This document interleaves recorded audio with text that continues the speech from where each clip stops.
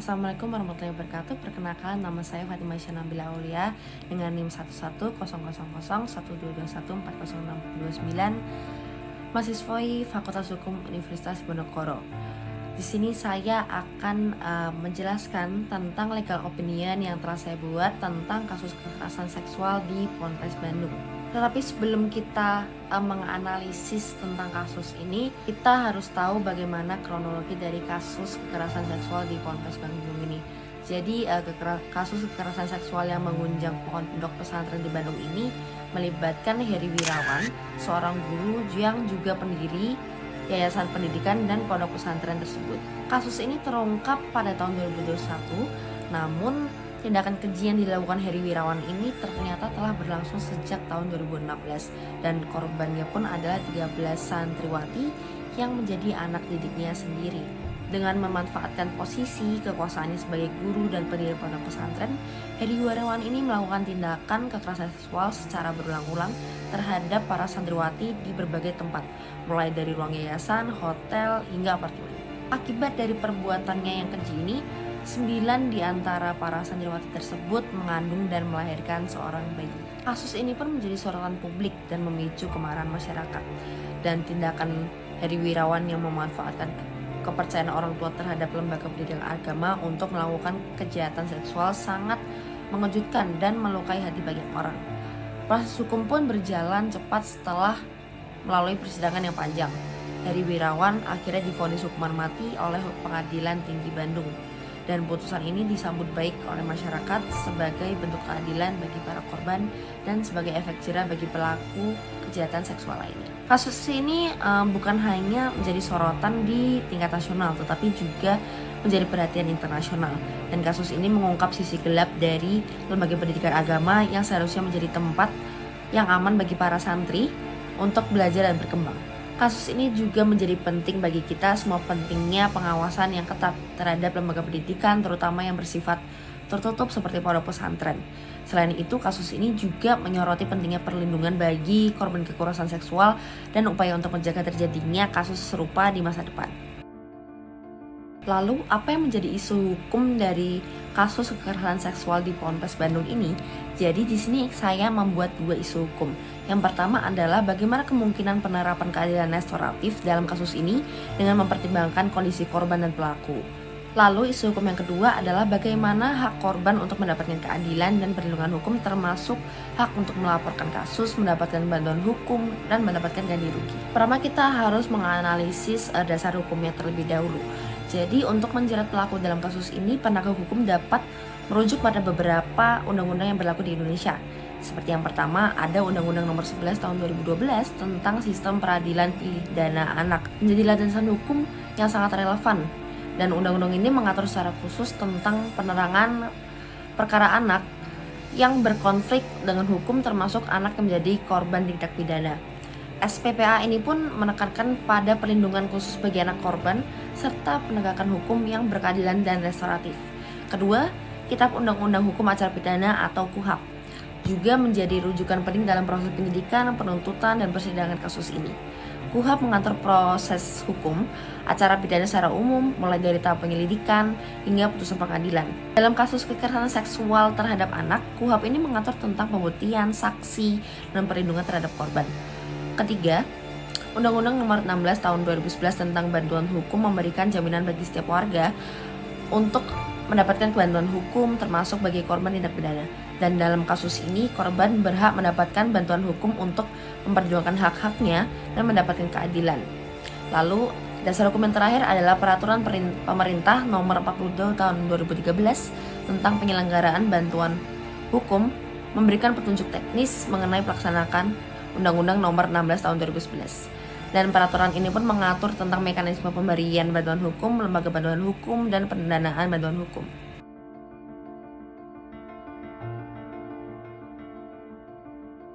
Berdasarkan dasar hukum yang sudah saya sebutkan sebelumnya, pelaku tindak pidana kekerasan seksual di Ponpes Bandung ini dapat dijerat dengan berbagai pasal, baik dalam KUHP maupun dalam undang-undang khusus seperti Undang-Undang tentang Perlindungan Anak. Hukuman yang dapat dijatuhkan pun kepada pelaku sangat berat, mengingat tindakannya telah merugikan fisik dan psikologis korban secara serius. Selain aspek pidana, kasus ini juga memiliki implikasi hukum lainnya.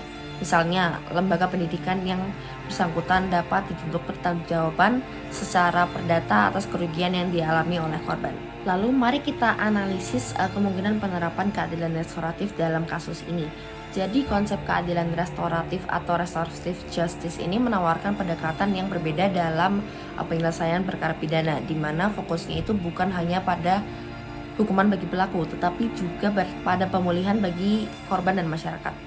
Dan dalam konteks kasus kekerasan seksual di Ponpes Badung ini, penerapan keadilan restoratif mungkin tampak menarik sebagai alternatif penyelesaian yang lebih manusiawi.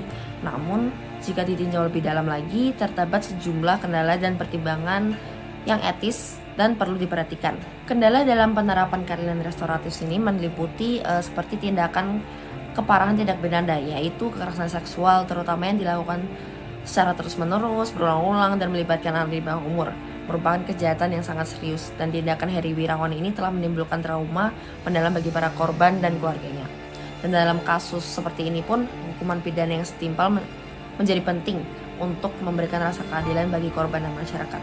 Lalu kendala berikutnya ada ketidakseimbangan kekuasaan, di mana adanya hubungan kuasa antara pelaku dan korban, yaitu guru dan murid, membuat penerapan keadilan restoratif ini menjadi sulit.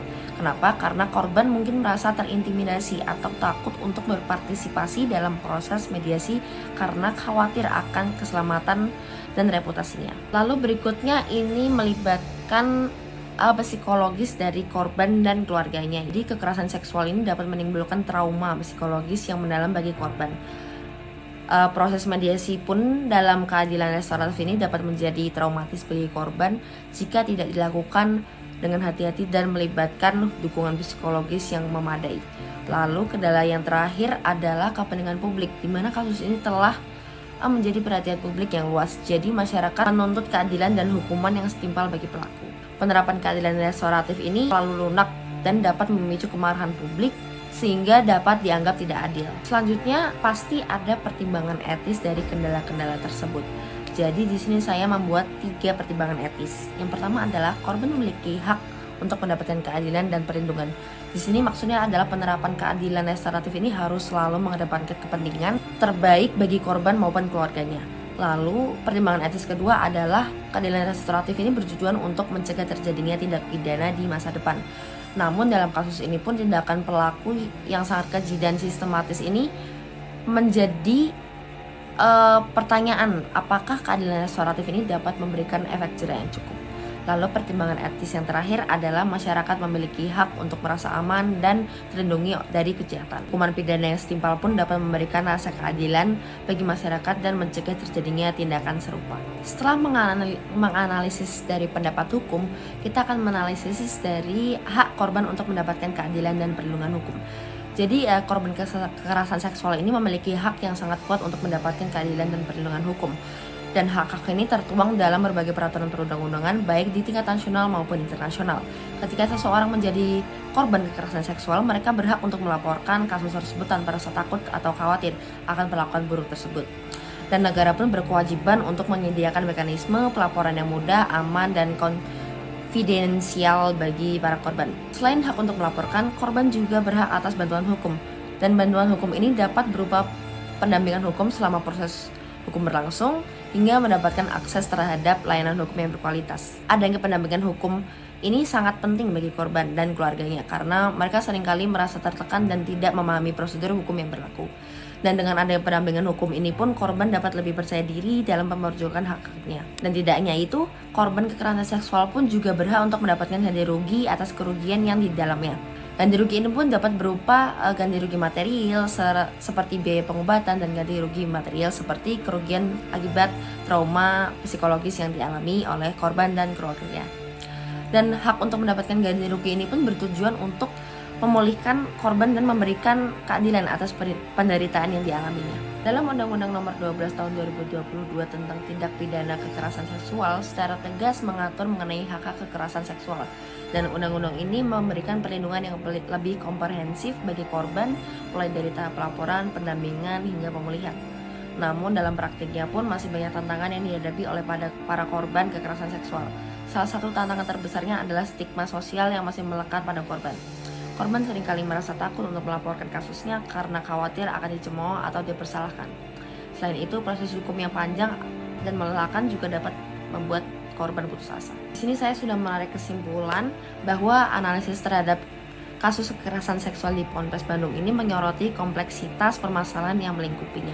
Di satu sisi, kasus ini menjadi cerminan nyata dari pelanggaran serius terhadap hak anak, khususnya hak atas perlindungan dari kekerasan seksual. Pelaku dengan memanfaatkan kekuasaannya telah melanggar sejumlah norma hukum yang berlaku.